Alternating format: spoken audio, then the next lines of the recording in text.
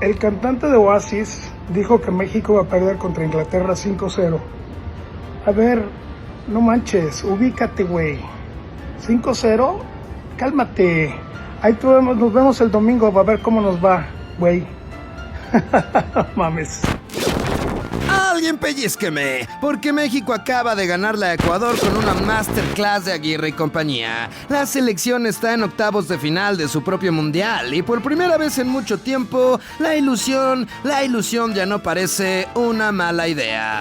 Durante los días previos al enfrentamiento entre Ecuador y México, los de CONMEBOL no hicieron más que menospreciar no solo a la selección, sino a nuestro país. Nos restregaban en la cara que tenían jugadores de primer nivel como Caicedo y otras figuras en los clubes más prestigiosos del mundo como el Chelsea, el Paris Saint-Germain o el Bayern Múnich. Sin embargo, el Estadio Azteca se convirtió en la verdadera fortaleza de Santa Úrsula, un campo histórico que vio lo que me atrevo a decir, el mejor primer tiempo de la selección mexicana en la historia de los mundiales, que una vez confirmada la victoria hizo explotar de emoción a un país surgido de buenas noticias. México se imponía a los sudamericanos y calificaba a los octavos de final de su propia Copa del Mundo, concretando además nuestra venganza, pues si se acuerdan que Ecuador se atrevió a ponerle aranceles a México, pues ¿qué creen? Se metieron a la embajada equivocada, pendejos. Porque hay victorias que se disfrutan, otras que se celebran y luego está esta, que se saborea con una sonrisa de oreja a oreja. La gente salió a las calles, hubo banderas ondeando, abrazos entre desconocidos y seguramente algún señor que ya le prometió a la Virgencita dejar de tomar.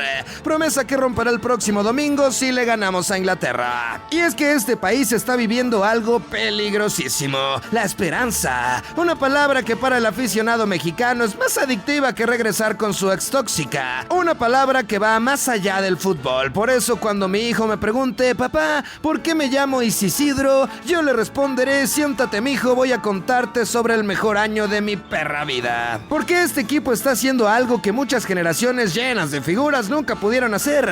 9 puntos de 9 posibles en la fase de grupos. 4 partidos disputados con 8 goles a favor y ninguno en contra. Además de la primera victoria en un partido de eliminación directa de una Copa del Mundo después de 40 años. Por eso Morita, Quiñones, Raúl, Piojo, Tala, Romo y compañía, no nos queda más que decir, como diría el buen Vasco, excelente trabajo, hijos de puta. Pero para entender por qué este país está tan emocionado, debemos regresar en el tiempo. Concretamente al miércoles 30 de noviembre de 2022, Estadio Lusail en Qatar. El reloj se acercaba al final y aunque el marcador contra Arabia Saudita nos era favorable en ese partido, los resultados previos nos tenían condenados. La realidad ya estaba escrita. México quedaba eliminado en fase de grupos por primera vez desde Argentina 78. Ahí se acababa una era y se confirmaban todos los pecados que veníamos arrastrando desde hacía años. La falta de intensidad, la ausencia de un proyecto deportivo serio, el priorizar el negocio por encima del fútbol,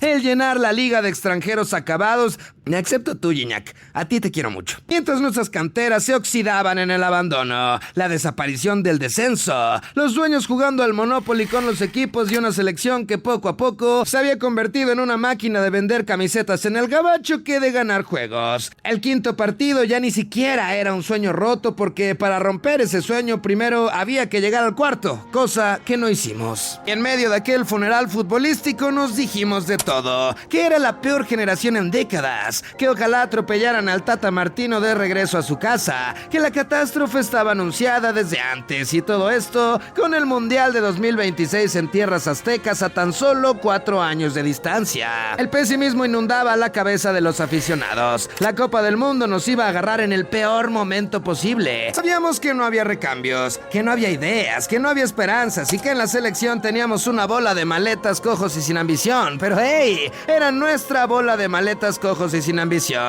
Y si ya le habíamos creído al PRI 70 años y a Morena 12, ¿por qué no podríamos volver a creer en ustedes? Porque todo lo que hemos dicho dicho es cierto, pero mientras 11 mexicanos salgan a una cancha con el escudo patrio en el pecho, este país seguirá creyendo, porque la afición mexicana con el Tri es más fiel que Maradona a su dealer. Nos han roto el corazón más veces que nadie, pero al igual que ese casi algo que todos hemos tenido, cada 4 años volvemos a caer, porque quizá esa sea la verdadera maldición de la selección mexicana: no perder, no fracasar, sino llegar a cada mundial con suficientes argumentos para creer que... ¿y si sí? Pero para saber cómo llegamos hasta aquí, debemos conocer el camino recorrido, ya que no fue precisamente un cuento de hadas. Después de Qatar desfilaron proyectos, técnicos y promesas. Se habló de procesos de reconstrucción, de una nueva identidad, de apostar por los jóvenes, de cambiar las estructuras, y al final, como siempre pasa en este país, terminamos haciéndonos bien pendejos. La reacción al último minuto fue irnos a la segura, y la segura para el Tri tiene nombre, apellido y un apodo muy vasco: Javier Aguirre. Distinta década, mismo bombero. El hombre que cada vez que la cosa está tan oscura que corre el riesgo de recibir un plomazo de un policía gringo, siempre podemos contar con que llegue Aguirre y diga: tranqui güeyes, tráiganme al Conejo Pérez y ahorita vemos qué hacemos.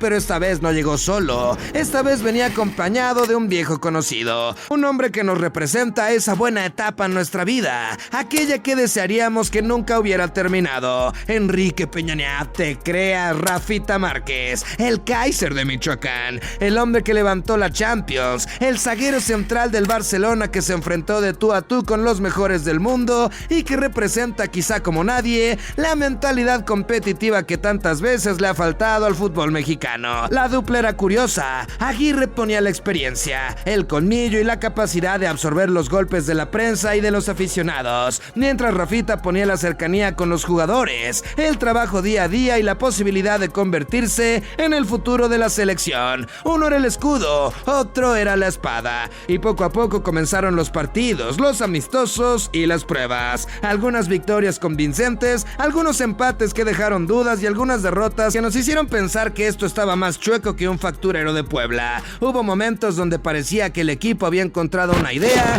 y otros donde daba la impresión de que 11 desconocidos se habían encontrado en el estacionamiento del estadio y decidieron entrar a jugar.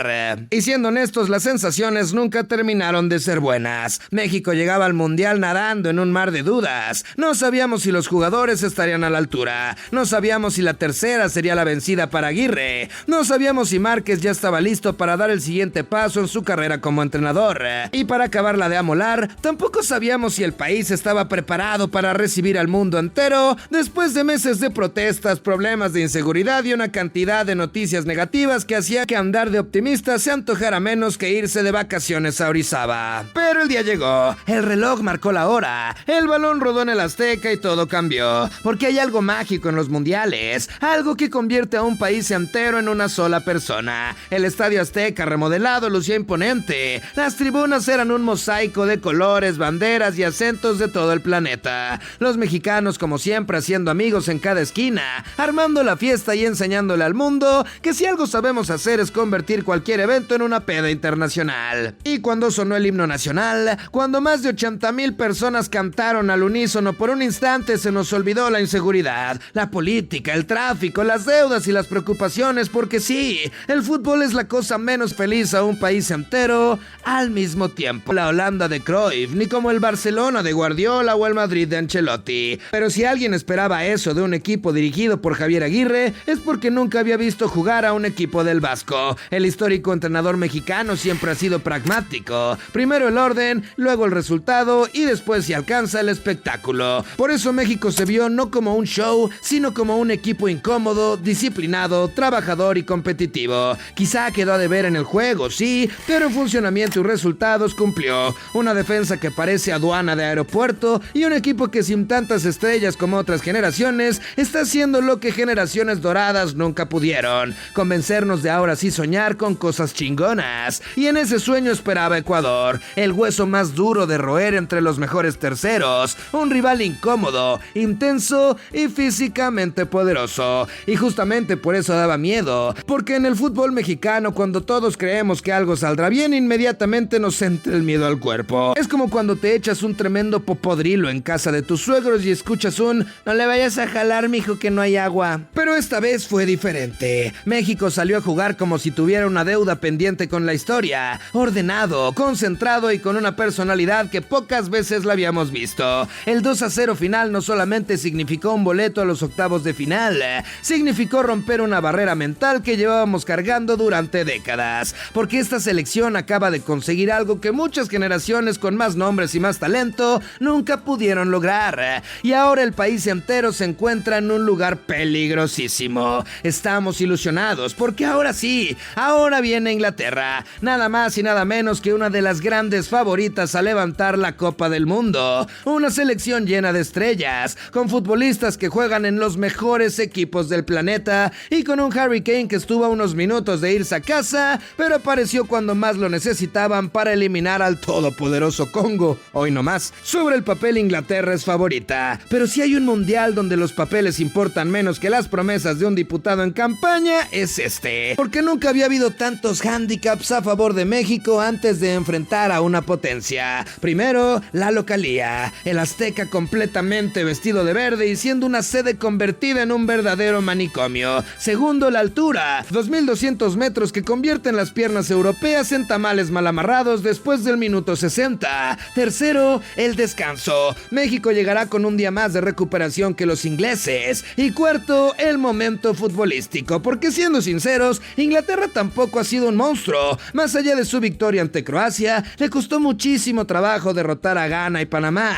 y durante gran parte de su partido contra el Congo estuvo con un pie y medio fuera del mundial, necesitando de dos genialidades de Harry Kane para poder sobrevivir. Mientras tanto, México llega con 4 victorias consecutivas, 8 goles anotados y 0 recibidos, una defensa sólida, un grupo comprometido y un país entero empujando desde la tribuna, las calles o sus casas. ¿Podemos eliminar a Inglaterra? Sí. ¿Seríamos favoritos? Para nada. Pero por primera vez en mucho tiempo tampoco parece una locura, porque las copas del mundo no se ganan solamente con nombres, se ganan con momentos, emociones y con contextos. Y el contexto jamás había favorecido tanto a México antes de un partido contra una potencia. El destino nos espera en el majestuoso Azteca, con todos los mexicanos volcados con su selección. Ese día no importa si eres águila o rebaño, si eres pobre o rico, chairo, fifí, si crees que las quesadillas llevan queso o no llevan queso. Durante 90 minutos seremos uno solo. Podremos olvidarnos de nuestras broncas, de nuestras deudas, de nuestras preocupaciones, de esa segunda familia que le encontraste a tu papá y volver a ser simplemente unos niños emocionados por el fútbol, porque quizá no ganemos el mundial, quizá nos vuelvan a romper el corazón, quizá terminemos otra vez haciendo cuentas y diciendo el siguiente proceso si es el bueno, pero hoy no importa, porque después de tantos golpes, después de tantos fracasos, después de tantos años de esperar, México vuelve a tener algo que parecía perdido, la esperanza, y cuando un país entero recupera la esperanza, entonces cualquier locura, cualquier hazaña parece posible. Y si los ingleses quieren volver a sentirse imperio, primero tendrán que sobrevivir a la segunda revolución mexicana. Así que una vez más, juntos con el corazón en la mano y la ilusión haciendo cosas peligrosas en nuestra cabeza, miremos de frente y con gallardía a Harry Kane, a Pickford, a Bellingham y a Thomas Tuchel. Veamos ese escudo de los leones y las rosas con una estrella estampada en su pecho y repitamos esa frase que ya es mantra, ese dicho que ya es combustible, ese sueño compartido por una nación entera. ¿Y si sí?